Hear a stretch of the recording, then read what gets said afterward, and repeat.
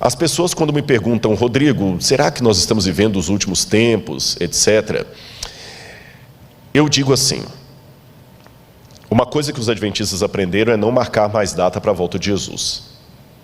Por outro lado, há coisas acontecendo tão sérias que eu digo que o mundo é como alguém cardíaco. Quando você tem um cardíaco na família e ele tem uma dor forte no lado esquerdo do peito, pode ser uma dor muscular, até gases podem provocar a dor no lado esquerdo do peito. Mas se você sabe que ele é cardíaco, você não arrisca. Você coloca o remédio debaixo da língua e leva para o primeiro hospital. E você pode chegar no hospital e descobrir que era só uma dor muscular, que não era nada sério, ou que ele estava realmente infartando. Profeticamente falando, o mundo está cardíaco. E no exato momento que eu estou falando com você, eu estou vendo dores muito fortes no lado esquerdo do peito. Já houve outras na história que eram apenas dores musculares. Essa também pode ser muscular. Pode ser que eu esteja falando isso aqui para você e as crianças que estão aqui me assistindo amanhã subam ao púlpito e eu já esteja velhinho também assim, com dificuldade até de locomover e Jesus não voltou. Pode ser. Mas usando a ilustração que eu acabei de mencionar, também é provável que possa ser um infarto escatológico do planeta Terra. Na dúvida, vale o mesmo procedimento. Não vou arriscar. Eu ouvi uma frase essa semana que teria sido citada por um grande teólogo nos Estados Unidos, do pastor Elias Brasil, e quem me disse essa frase foi o pastor Gilson. Que o pastor Elias Brasil teria mencionado, olha, que ele perguntou para todos, vários teólogos, você acha que nós estamos vivendo os últimos tempos? E o doutor Elias Brasil, que é um intelectual de primeiro calibre, que não é de falar coisas apenas assim por achismo, ele teria dito mais ou menos assim. Se eu não citar exatamente, eu vou parafrasear. Amigo Gilson, eu acho que nós já estamos agora por conta do relógio de Deus, porque pela profecia, o tempo já foi. Trocando em miúdos, eu me surpreendi quando eu li Zygmunt Bauman, que não é um evangelista, não é um cristão conservador, ele já morreu, é um dos sociólogos mais respeitados. Na maratona que nós vamos fazer aqui no dia 10 de outubro, depois nós daremos mais detalhes da maratona, eu vou falar sobre Zygmunt Bauman e a sociedade líquida. Quando ele anunciou, o mundo precisa de um governo único, e o Papa Francisco é o único com capacidade de ocupar esse cargo, aquilo eu falei, interessante isso. Você sabe que nós temos hoje, porque o Apocalipse fala algo que a gente fica pensando, como é que isso aqui vai se cumprir?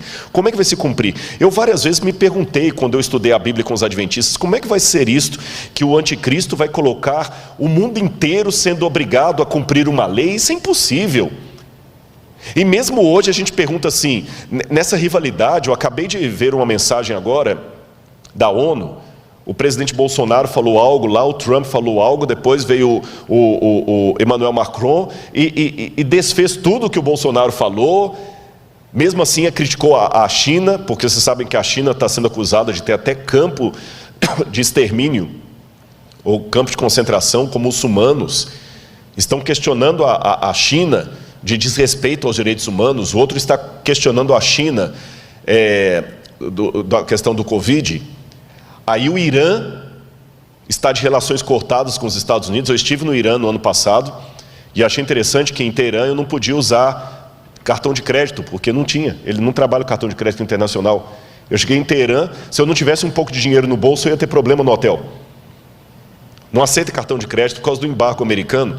E eu pensava, Senhor, como é que vai unir o Irã com os Estados Unidos, com China, com França, todos assim, opostos? Como é que no Brasil vão unir pessoas de direita e de esquerda, são tão antagônicos? Mas eu estava observando os sinais dos tempos. Como é que isso aqui que eu acabei de ler para vocês, de Apocalipse 13, vai se cumprir? Aí eu comecei a ler, li vários autores, Yuval Harari, que eu li a trilogia, 3 livros dele pelo menos, não sei se ele escreveu outros. Eu escrevi o Homo Sapiens, eu li o Homo Sapiens, Homo Deus e Lições para o Século XXI. E quando eu li Yuval Harari dizendo que o futuro vai ser uma época pós-trabalho, em que as pessoas serão controladas por algoritmos, E eu me lembrei que o Apocalipse fala o seguinte: aquele que tem entendimento, calcule o número da besta. E a palavra calcule no grego ali, não é você ficar fazendo conta com letra para saber qual nome vai dar 666. Se é o nome de Hitler, se é o nome do Papa, se é o nome de Ellen White, se é o nome de Saddam Hussein. Aquele calcule é contabilize. Contabilize o que ela faz. E por que é um número da besta? E eu noto que ali tem algo muito sério relacionado à lei de Deus. Sabe por quê? No Antigo Testamento, Deus deu uma ordem para o povo de Israel: você colocará a lei do Senhor na tua mão e como frontal entre os olhos. Eu não sei se você já viu alguma cena de Israel, que tem o judeu orando lá no monte, no Muro das Lamentações, e ele fica orando lá, né? Baruch haba Beshem Adonai Eloheinu melech. Ele fica orando lá no Muro das Lamentações, e aqui ele tem uma caixinha preta na testa, e ele amarra aqui no braço. Hoje os judeus colocam no braço esquerdo. Ele coloca um outro. O que está ali? Ali está o Shema Israel, Adonai Eloheinu, Adonai Echad. Ouve, ó Israel, o Senhor teu Deus é único. A lei do Deuteronômio, os mandamentos de Deus, para ele sempre se lembrar com a sua ação e com a sua mente que Deus é único e que tem os mandamentos de Deus.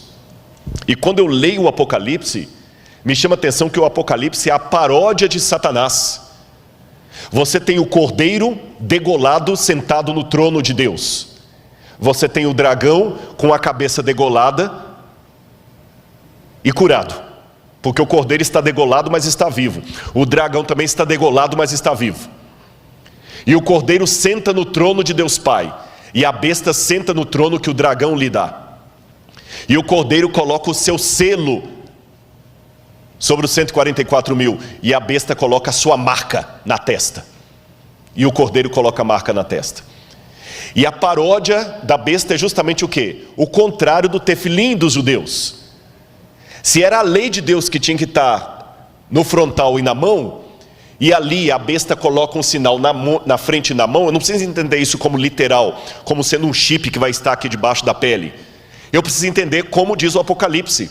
É uma analogia do oposto da lei de Deus, ou seja, vai ser colocada uma lei que vai me impedir socialmente de guardar os mandamentos de Deus. Por isso que em Apocalipse 12 fala: aqui está a perseverança dos santos, os que guardam os mandamentos de Deus e têm a fé em Jesus. E quando esse dia chegar, o mundo inteiro vai se unir. Mas eu ainda volto à minha pergunta: como, Rodrigo? Você acabou de admitir aí, Irã não vai juntar. Aí o Val Harari começa a me dar uma parte da resposta. O mundo todo vai ser controlado por questão de algoritmos. O mundo vai ser controlado por algoritmos.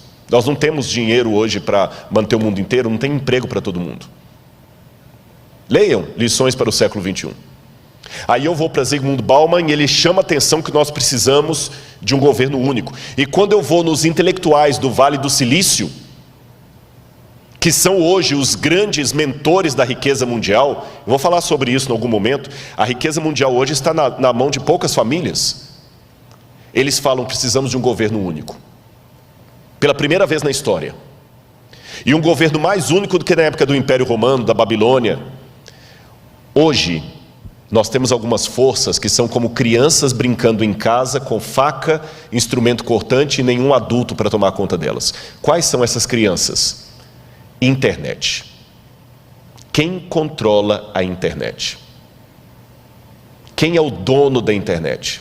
Não adianta falar que é a Google, nem o YouTube. A internet é maior do que o Google. A internet é maior do que o YouTube.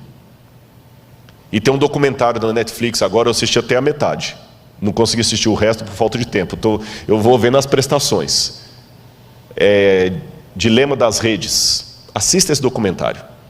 Como é que eles estão controlando hoje a sua vontade, a vontade pelo algoritmo. Mas a internet ainda é maior do que isso. Quem controla a internet? Eu posso na internet hoje colocar de uma piada sem graça a... Basta ser um hacker. Eu posso derrubar a bolsa de valores na internet. Tem muita gente que tem medo do terrorismo virtual. Quem controla a internet? Não adianta.